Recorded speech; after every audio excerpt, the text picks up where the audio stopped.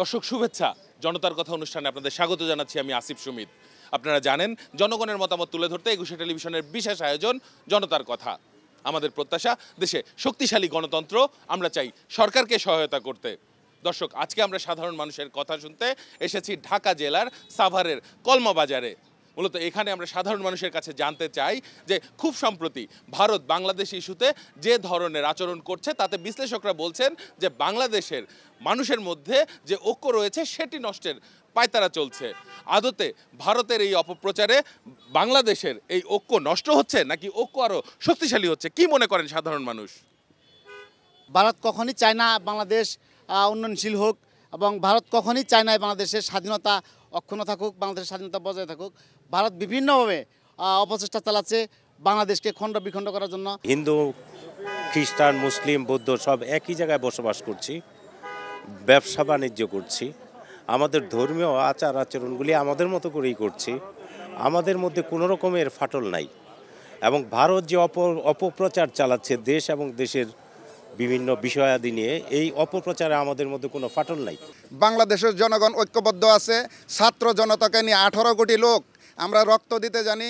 ইনশাল্লাহ বাংলাদেশ এই ইন্ডিয়ার কুপরিকল্পনা থেকে আরও উত্তর শক্তিশালী হয়েছে। ইনশাল্লাহ আমরা আরও শক্তিশালী আমাদের এই দেশ রক্ষা করার জন্য যা যা করার দরকার আমরা 18 কোটি লোক নিয়ে ইনশাল্লাহ করব। এখন আগের থেকে আরও বেশি ঐক্যবদ্ধ আছে। ভারত আমাদের বিরুদ্ধে কাজ করতে থেকে কোনো ফাটল ধরাইতে পারে নাই, এখনো আর পারবেও না। আমরা এদিক দিয়ে শক্ত আছি। আমরা চাচ্ছি এটা যেন খুব দ্রুত সমাধান হয়, এবং এইটা আমাদের জন্য খুব একটা হুমকি স্বরূপ হয়ে দাঁড়িয়েছে। বাংলাদেশে যারা আছে আমরা সব ভাই ভাই, ওই শেখ হাসিনার চাবিকাঠি লারানে চলবো না বাংলাদেশ। আমাদের বাংলাদেশে যে জনগণ ওরা অনেক ইয়াতে আছে যে ওরা চেষ্টা করেও আমাদেরকে ক্ষতি করতে পারবো না। বাংলাদেশের ওকে ফাটল ধরাইতে জীবনেও পারবে না, কখনোই পারবো না। আমরা ঐক্যবদ্ধ থাকবো, হিন্দু, মুসলমান, বৌদ্ধ, খ্রিস্টান যারা আছি সবাই আমরা বাংলাদেশি, আমরা সবাই ঐক্যবদ্ধ আছে। আমরা কোনো সময় সমস্ত ধন্যবাদ আপনাকে। দর্শক, আপনারা শুনছিলেন সাধারণ মানুষের প্রতিক্রিয়া। সাধারণ মানুষ বলছে ভারতের কোনো অপপ্রচারই আসলে বাংলাদেশের মানুষের মধ্যে ওকে কোনো ধরনের ফাটল ধরাতে পারবে না। এখন আমি সাধারণ মানুষের কাছে দ্বিতীয় প্রশ্নে যেতে চাই।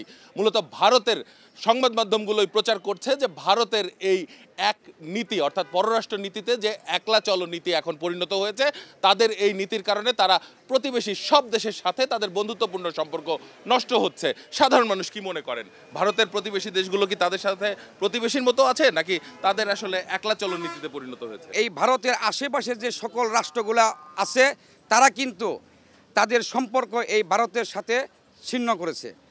তে আমরা ভারতকে বলবো তারা যেন এই অপপ্রচার থেকে বিরত থাকে, এবং আমরা জানি আগামী দিনে বন্ধুত্ব সুলভ আচরণ করি, সেই আশা আমরা ভারতের কাছে রাখি। Double million offer, Walton fridge কিনে পেতে পারেন 20 লক্ষ টাকা, রয়েছে কোটি কোটি টাকার নিশ্চিত উপহার। ভারত এশিয়া মহাদেশের ভিতরে বড় একটা দেশ। আসলে তারা প্রত্যেকটা দেশে তাদের একটা দাবিদারি এবং ক্ষমতা তারা দেখাইতে চায়।